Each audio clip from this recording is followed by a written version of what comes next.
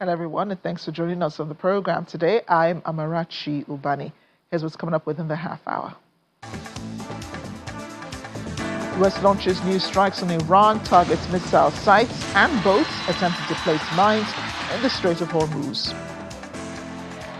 Russia threatens more key strikes, urging foreign nationals to leave.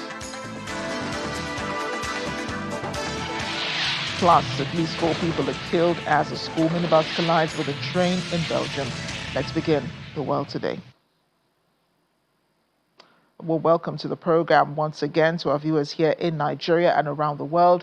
The United States has launched new strikes on southern Iran, targeting missile sites and boats attempting to place mines in the Strait of Hormuz. U.S. Central Command claims the strikes were taken in self-defense and were designed to protect its troops from threats posed by Iranian forces. Meanwhile, Iran's Islamic Revolutionary Guard Corps says it downed a U.S. drone and fired at a fighter jet that entered Iranian airspace, stressing that it had the legitimate and definite right to retaliate against any U.S. ceasefire violations. In a message marking the annual Hajj pilgrimage, Iran's Supreme Leader Mojtaba Khamenei, who has not been seen in public since succeeding his late father as Supreme Leader earlier this year, said the Middle East will no longer serve as shields for U.S. bases. And Secretary of State of the United States Marco Rubio says that President Donald Trump would make a good deal or no deal with Iran. Speaking to reporters on a flight during his 4-day trip to India, Mr. Rubio said the straits have to be opened one way or another, claiming there is no country in the world that's in favor of a tolling system except the regime in Iran. The president's expressed his desire to make it. He's either going to make a good deal or no deal. So, on that, everyone should be assured. But that may take a little while. Maybe 3 more days. Well, the straits have to be open. They're going to be open one way or the other. So they need to be open. What's happening there is unlawful. It's illegal. It's unsustainable for the world. It's unacceptable. I don't know of any country in the world that does it. The Russians are not in favor of a tolling system. The Chinese are not in favor of a tolling system. And there's no country in the world that's in favor of a tolling system except the regime in Iran. So that's not acceptable. That cannot happen. The straits need to be open, unimpeded, without tolls. And obviously that needs to happen immediately as soon as anything begins. Staying with the conflict in the Middle East, the Israeli military says it has begun a wave of strikes across Lebanon following an announcement by Prime Minister Benjamin Netanyahu that his country will intensify attacks on Hezbollah. The IDF claims it launched strikes against Hezbollah in Bekaa Valley in the east of Lebanon, as well as other parts of the country. Hezbollah, a Shia Muslim armed group in Lebanon backed by Iran, said it retaliated by carrying out 22 drone and rocket attacks targeting Israeli soldiers, tanks, barracks, and buildings. In a statement, the Prime Minister notes that Israel is at war with Hezbollah and that the military has been told to deal them a crushing blow.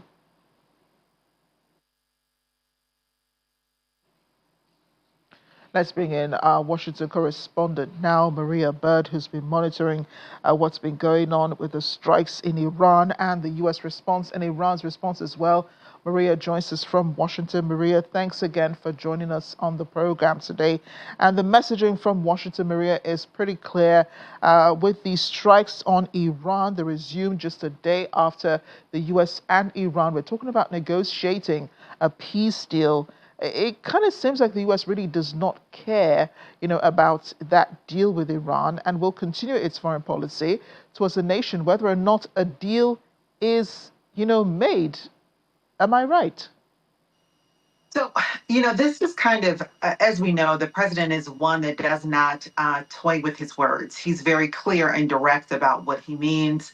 And as you stated, the peace deal not having come to fruition by now is basically putting him in a position where he believes he must move forward with some more harder and harsher tactics. And so, as you mentioned, the peace deal is not looking to be on the table at this time because there is movement forward with the actions by the United States and continuing forward, as you mentioned, these U.S. airstrikes. And so he was very clear about that even yesterday on our Memorial Day as he mentioned how the U.S. would move forward, and especially around nuclear weaponry and countries, and did not necessarily state Iran, but we know that this has been a continued challenge for him, and he has hoped that he would have been finished at this time. And it's obviously for many Americans very confusing and a bit overwhelming because this was stated to be a very short conflict potentially, which we know it now has gone far beyond the initially stated time frame. And the timing of this attacks, I mean, tomorrow is the Eid for many Muslims, and I know that there will be many in Iran who will be celebrating, who hope to celebrate the Eid, Eid al-Adha, when they slaughter make the sacrifices and all. What has the government said about the timing of these attacks? I mean, President Trump does seem to have a pattern here, of striking places just before major celebrations. I mean, here in Nigeria, just before the Christmas holiday, he attacked, that village where there was purportedly terrorist activities in the country. And then now with Iran, he is striking the country just a day before the Muslim holiday. The president has not spoke necessarily surrounding Eid. We know that the president is mostly focused on Christian holidays, but as you mentioned, even with the attacks that happened in Nigeria right before Christmas would not align. That is a Christian holiday. The president has not spoke around Eid. He is very focused on what he believes the mission is for the United States. He is stating that he is moving forward and that he is not backing down. And so I think that the holiday of Eid happening tomorrow is not necessarily within the framework and consideration as the president moves forward. And I'm sure that, these strikes would affect future relations between both nations, increasing the trust deficit between the United States and Iran. How can they expect to continue negotiations despite these strikes? Iran also not giving in fact, being more resolute now about standing up against the United States. You're exactly correct. This is going to have larger implications than I think we originally expected. We've been talking about the geopolitical landscape and how this impacts the global economy and the global world, especially as we think about all that's going on around natural resources, specifically oil. And so this is going to have great impacts. And obviously, just to be very clear, there's a large Muslim community here in the United States that will likely be speaking up regarding this and will likely have some challenge, especially as you mentioned, with Eid being one of the most important holidays within the Muslim religion. And so that is going to be something that's going to be brought forth. Now, whether or not the administration is going to heed to that, I think is up for question. But this is not only something I think that is impacting the Iranian community in Iran, but also those here in the United States and the larger Muslim community here in the U.S. as well. Maria, what role is the Secretary of State, Marco Rubio, playing in all of this? I mean, he's far away in India, where he's voicing his hopes for and confidence for a deal between the United States, saying that President Trump will agree either a really good deal or no deal with Iran. It's very interesting, as you said, that he is in India right now. And also, too, we've noted that there has not been much coming directly from the State Department. This has been heavily handled by the president's office directly or either the vice president. And so you have seen the Secretary of State not have much other than to either commend or to support the president's actions. And so this is clearly presidential orders, and this is something that is being taken up by the president directly himself. Maria Bird, thank you for keeping eyes and ears on the ground. Thanks again for joining us on the program. And more from our correspondent Maria Bird in this report about Memorial Day in the United States, a day that remembers war veterans and those who fought in wars for the United States. Incidentally, this year's is taking place when the U.S. is engrossed in a war with Iran.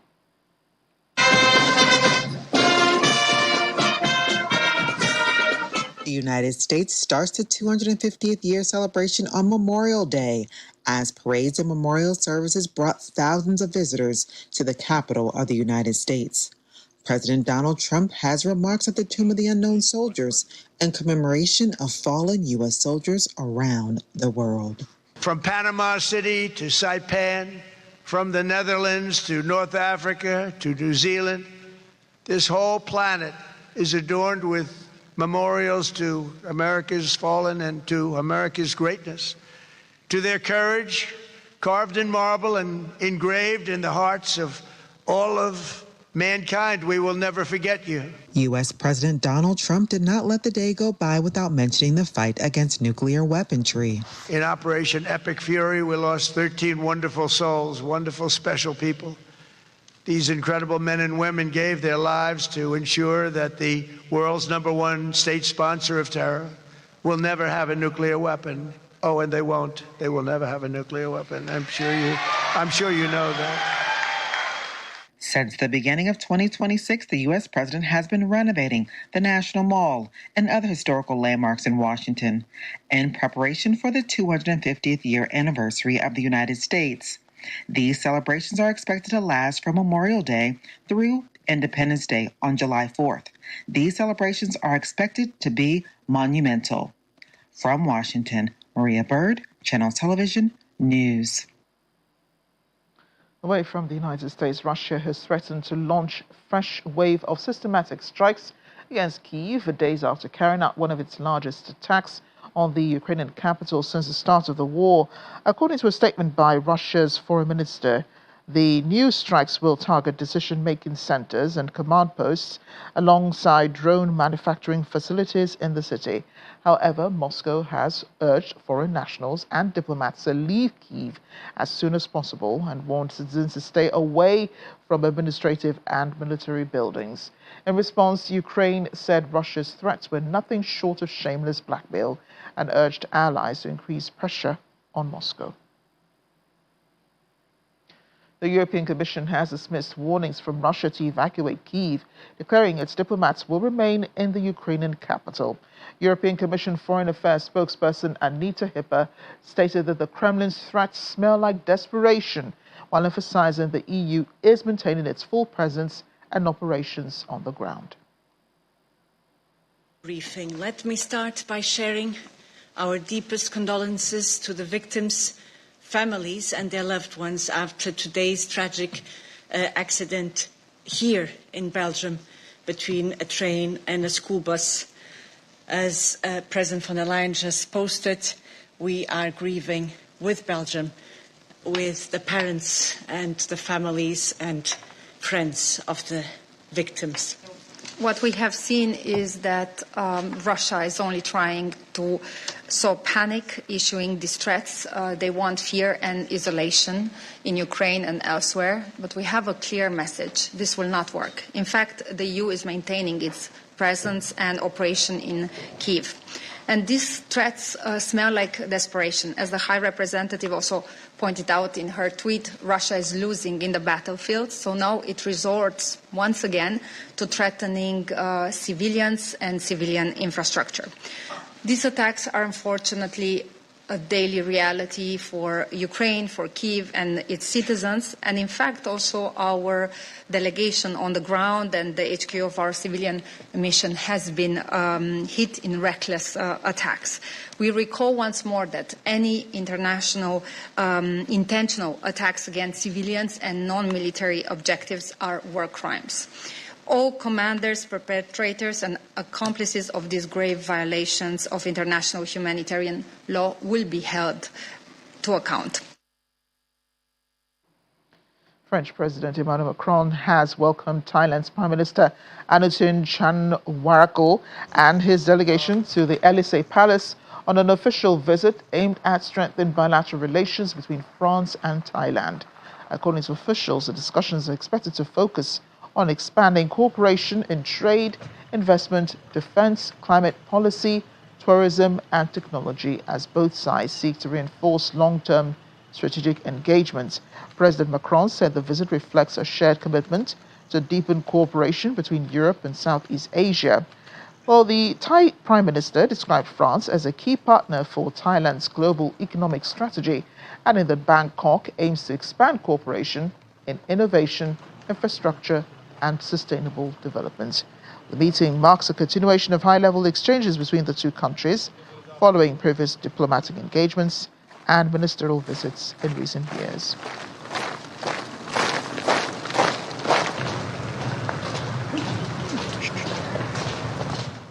Let's take a break now on the program. Here's what's ahead.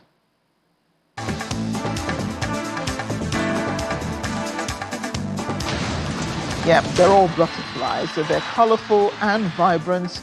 You'll find lots of them in the Chinese Honghe Valley.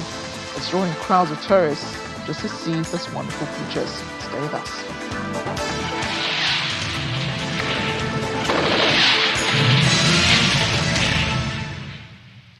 Welcome back. Australia has recorded its first death from a diphtheria outbreak in the country. The bacterial infection is happening in almost a decade as health authorities grapple with the worst surge of vaccine-preventable disease in decades. In March, the Northern Territory declared an official outbreak, with cases also detected in Western Australia, South Australia, and in Queensland. The spike began in late 2025, following a sharp increase in February of this year. There have been 245 cases recorded so far, marking Australia's largest diphtheria outbreak since 1991. The surge has predominantly affected remote indigenous communities.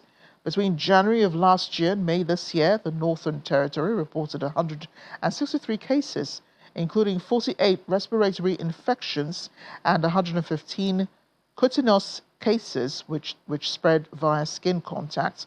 The Northern Territory's Health Ministry says autopsy results from an overseas lab have confirmed diphtheria was the cause of a man's death in April at Royal Darwin Hospital, the nation's first fatal case of the disease since 2018. In a case that stunned China's tech and entertainment communities, authorities have executed Xu Yao, the man convicted of high-profile poisoning of billionaire gaming executive Lin Chi. Xu was found guilty of poisoning Lin in 2020 after the two fell out over control of projects linked to the science fiction franchise The Three-Body Problem, which later inspired Netflix's hit series.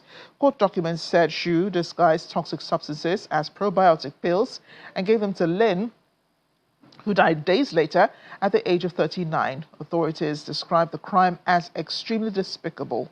Yuzu Games, the company founded by Lin, confirmed the execution and said justice had been served, while paying tribute to its late founder, who played a major role in bringing the science fiction franchise to global audiences.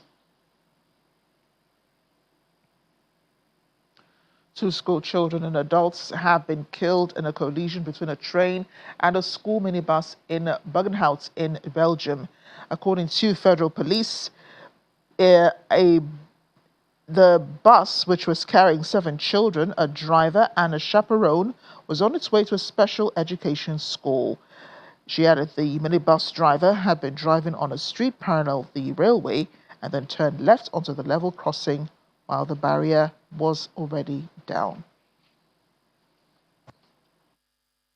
The bus at 8:08, a small school bus drove on the way here just next to the railroad. The driver wanted to cross the railroad. He turned to the left a bit further away. The barrier was closed, so the railroad was closed. He crossed, and the train came from Bruges and drove into the bus. So on board of the bus there were 7 children and 1 driver and 1 assistant. 2 of the children lost their lives, and also the driver and the assistant lost their lives. The other children were taken to the hospital, and they are not in. Their life is not in danger. At least 17 people have been killed, several others injured in a tragic traffic accident on the Swat Expressway in Pakistan's northwestern Khyber Pakhtunkhwa province. According to local media, a passenger bus traveling to Peshawar broke down due to a mechanical fault and stopped on the highway shoulder. A speeding minibus approached from behind, reportedly losing control. It crashed into the stationary bus and passengers standing nearby. Road accidents are common in Pakistan, where speeding, weak enforcement of traffic regulations, driver fatigue, and poor vehicle maintenance frequently contributes to fatal crashes on highways.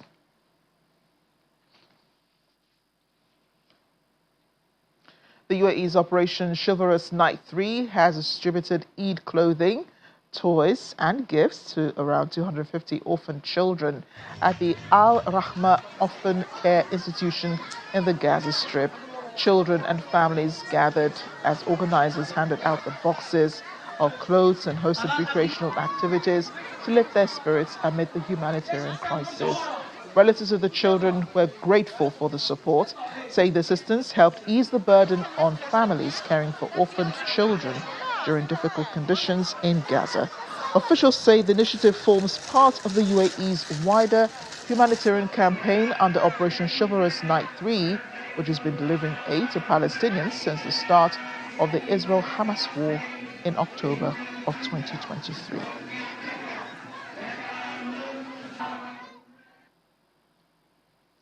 And as we end the world today, a spectacular swarm of butterflies has transformed China's Honghe Valley into a colorful natural attraction. Trust me, we'll see them soon, drawing tourists from across the country to witness the annual phenomenon. Thousands of butterflies covered trees, flying through forest areas and surrounding visitors as they took photos and explored the scenic valley. Trust me, we will get on the ground soon. Tourists described the experience as breathtaking, with many saying they were amazed, there we are, by the scale and beauty of the display. Honghe Butterfly Valley, located in China's Yunnan province, is expected to host around 100 million butterflies during the peak season, with more than 320 species emerging across the region.